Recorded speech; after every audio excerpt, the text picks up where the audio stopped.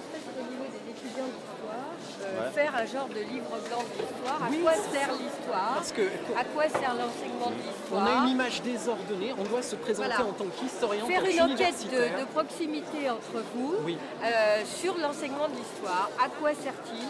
Quelle est la place de l'histoire de la société? Parce que c'est bien gentil de nous faire commémorer Guy Môquet, mais si on ne sait pas pourquoi il est mort, je suis désolée, mais ça ne servira pas à grand-chose. Hein? Alors, il y a une contradiction en plus fondamentale, où on a des émissions d'histoire sur toutes les chaînes publiques et privées, un engouement pour l'histoire. Quelle histoire? Il y a des livres d'histoire, en veux-tu, en voilà à la FNAC, plus ou moins bons, mais il y a aussi parfois de très bonnes biographies ou des choses intéressantes, ou des livres sur l'Europe, enfin je prends des exemples où la décolonisation, bon, des choses qui sensibilisent les gens à l'heure actuelle. Et en même temps, il y a cette contradiction qu'on va dévaloriser l'enseignement de l'histoire, voire le supprimer. Et en supprimant entre autres la formation de qualité des maîtres. On veut supprimer l'image que représentait l'histoire en tant que Et oui, parce que c'est ce que je vous disais tout à l'heure.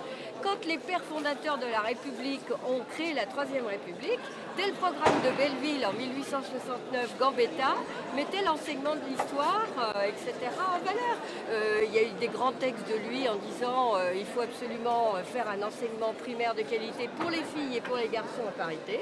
Donc c'était déjà très moderne.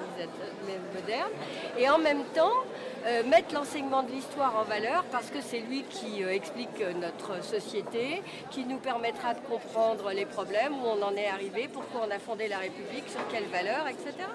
Donc ça, on est en train de le casser, ni plus ni moins. Donc c'est ça qui est très grave. Donc c'est pour ça que je vous dis que c'est un problème, et Franck Collard le rappelait, un problème sociétal. C'est qu'on nous divise pour régner avec la loi LRE.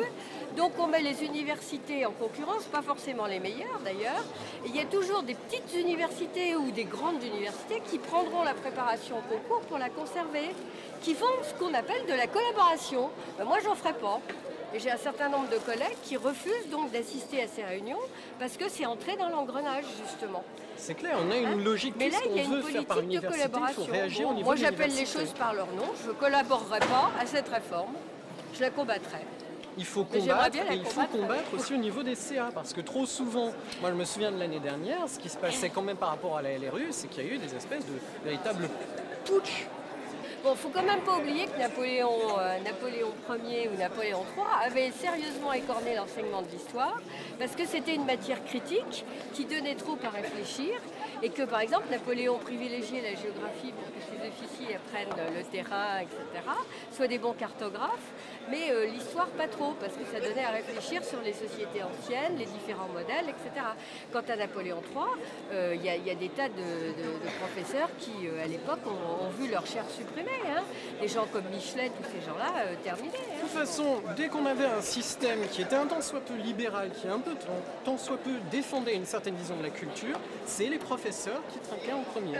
C'était les premiers qui étaient empêchés d'action. Et les profs d'histoire, parce que et philo, parce que c'était les deux matières qui sont les matières formant l'esprit critique, la réflexion, etc. Donc là, j'ai bien peur que ça soit ça. Il y a des économies budgétaires qui sont évidentes, faire un enseignement au rabais pour ne pas payer les profs et leur faire enseigner plusieurs matières, si on est d'accord, dans le secondaire, diminuer les postes en mettant les matières à option, donc ça c'est clair, mais il y a en même temps un projet de société qui est beaucoup plus dangereux et qui à terme est le meilleur des mondes, effectivement. Enfin c'est pas le meilleur des mondes pour moi. Mais vous avez mis...